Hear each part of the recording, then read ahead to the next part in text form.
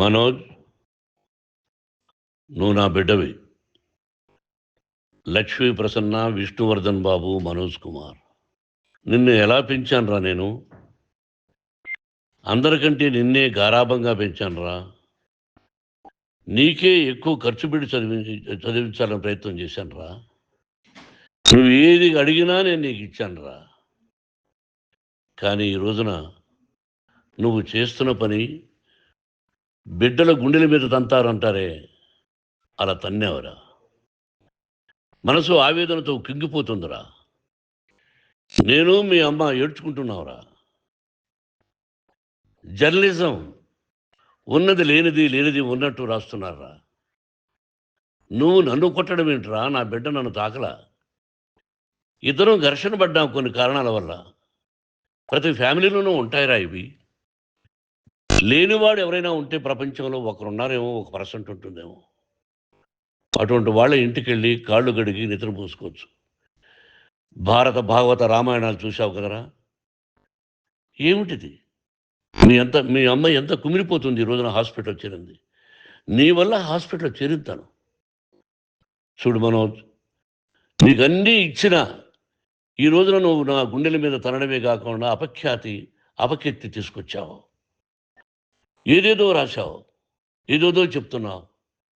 కొంతమంది జర్నలిస్టులు ఉన్నది లేనిది, లేనిది ఉన్నట్టు రాసే వాళ్ళ తత్వం వాళ్ళకి ఎందుకంటే టీఆర్పీ పెరగాలి. ఇది వాళ్ళ నైజం. మనం మార్చలేము. వాళ్ళందరి మీద మన కోర్టుకు వెళ్ళలేము.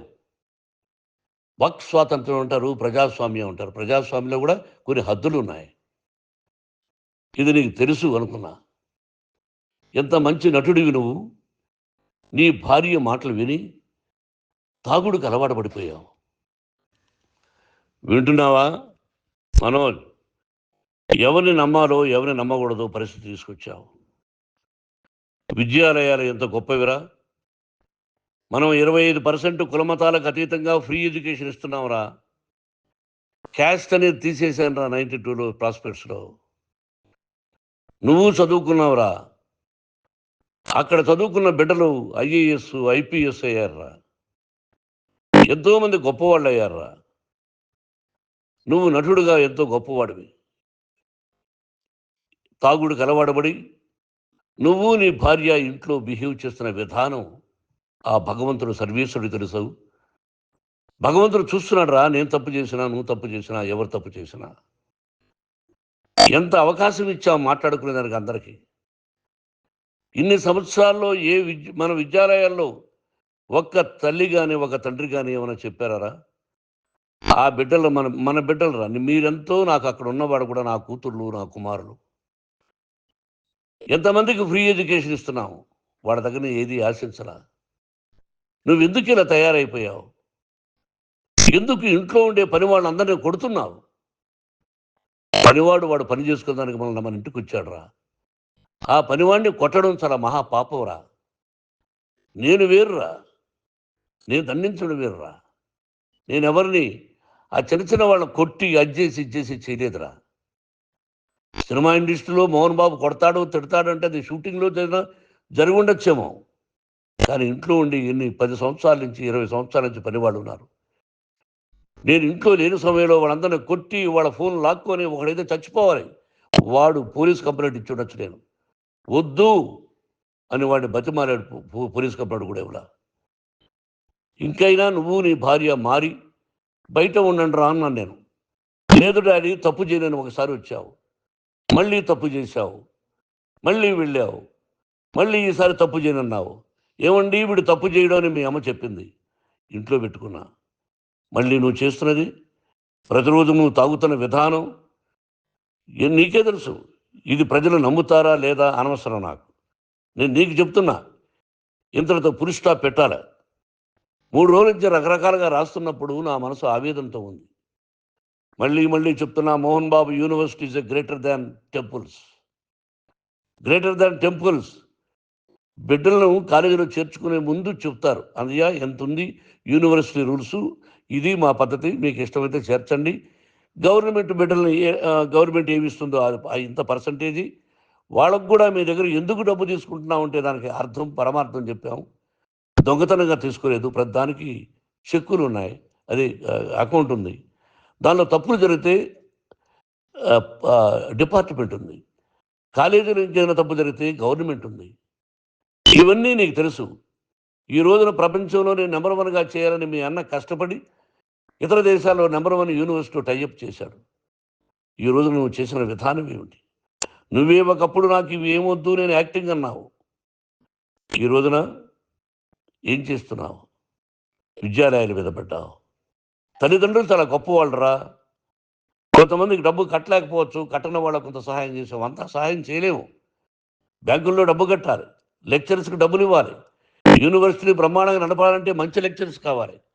ఇవన్నీ తెలిసి చేస్తున్నావురా 32, 33 సంవత్సరాల నుంచి. అది పక్కన పెడితే అందరినీ కొట్టడానికి వస్తావు. మీ అన్నం తిడతావు. ఒక వ్యక్తి వినయ్ గారనే ఆయన వ్యక్తి హెల్ప్ చేయడానికి వస్తే ఆ వినయ్ ఎవరు లజ్జాగుడికి చంపేస్తాను వాడు అన్నావు. ఇవన్నీ ఎంత తప్పురా? అంటే మీ నాన్నగారికి ఎవరు సహాయం చేయడానికి వస్తే వాళ్ళందరినీ లజ్జా కొడుకులు అంటావు, చంపేస్తానంటావు. మీ అన్నను చంపేస్తానన్నావు. చంపరా చూద్దాం మీ అన్న. నేనే అన్నా. తాకరా నీ ధైర్యం ఉంటే అన్నా. ఎంతమందిని చంపాలనుకుంటున్నావు? ఎంతమందిని చేయాలనుకుంటున్నావు? నువ్వు ఏం సాధించాలనుకుంటున్నావు? ఆలోచించుకో. ఈ ఇంట్లోకి అడుగు పెట్టడానికి నీకు అధికారం లేదు. ఇది నా కష్టార్జితం. మా నాన్నగారు 10 రూపాయలు 10 పైసలు కూడా ఇవ్వలేదురా. మంచి జన్మనిచ్చాడు మా నాన్నగారు. మద్రాసుకు వెళ్ళి వీధుల్లో అడుగు తిన్నాను రా. ఒక పూట కూడా భోజనం లేకుండా అడుగు తిన్నాను రా. న్యాయంగా మోహన్ బాబు తిడతాడు కొడతాడంటారు కానీ మోసగడని అనలేదురా. నీట్ పార్లమెంటేరియన్గా బయట వచ్చాను రా. నువ్వు నా పరువు ప్రఖ్యాతులు మంట కలిపావు. ఏమిటి నేను చేసిన అన్యాయం? నీకు జన్మనిచ్చాను, అదా నేను చేసిన పాపం. అందుకే ఇది నా ఇల్లు అన్నావు. నువ్వు నీ ఇల్లు కాదు. నీ కష్టార్జితంతో నువ్వు సంపాదించుకున్న ఇల్లు నీది. ఇది నా డబ్బు, నా కష్టార్జితం. నా కష్టార్జితంలో నేను పిలిస్తేనే మీరు ఇంట్లోకి రావాలి. అటువంటిది పోగొట్టుకున్నావు నువ్వు. ఆస్తులు అంటావా? ముగ్గురికి సమానంగా రాయాలా లేదా అది నా ఇష్టం.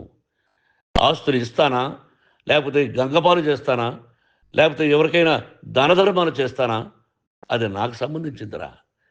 నా కష్టార్జితం రా. మీరు చేస్తున్న విధానం గుణగణాలు కావాలరా. మందు తాగచ్చురా. ఎంత తాగాలి? నేను కూడా 1 or 2 పెగ్స్ తీసుకుంటా. ఇది తప్పు కాదు, జనానికి తెలియాలి. నా డబ్బు ఇది. తాగి ఎవరిని కొట్లా, తాగి నేను తింటున్నా. అది ప్రజలకు అక్కర్లా. నేను తప్పు చేస్తేనే ప్రజలకు కావాలా. ఇవన్నీ ఉన్నాయిరా. ఇవన్నీ తెలుసుకో. జర్నలిస్ట్ సోదరులారా, మీకు నా గతాన్ని తెలుసు, నా భవిష్యత్తు, నేను ఎక్కడి నుంచి వచ్చాను కూడా మీకు తెలుసు. ఈ రోజున మీరు రాస్తున్న విధానం, నా బిడ్డ నన్ను కొట్టాడన్నారు. ఎంత తప్పు! ఈ రోజున నా బిడ్డ మీద కోపంతో అవును చెప్పచ్చు. కాదు, వాడు నా మీద చెయ్యెత్తలేదు. నేను ఘర్షణ పడ్డాం. ఘర్షణ వేరు, కొట్టుకోవడం వేరు.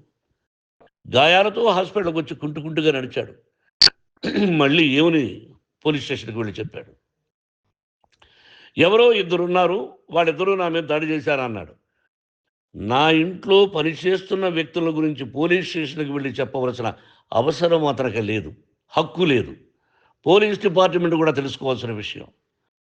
నా ఇంట్లో ఉండే వర్కర్స్ మీద నేను కంప్లైంట్ ఇవ్వాలి. నువ్వు పర్మిషన్ లేకుండా నా ఇంట్లోకి నువ్వు చొరబడి ఇల్లు నాదంటూ ఇంట్లో పనిచేస్తున్న వర్కర్స్ మీద కంప్లైంట్ ఇచ్చావు.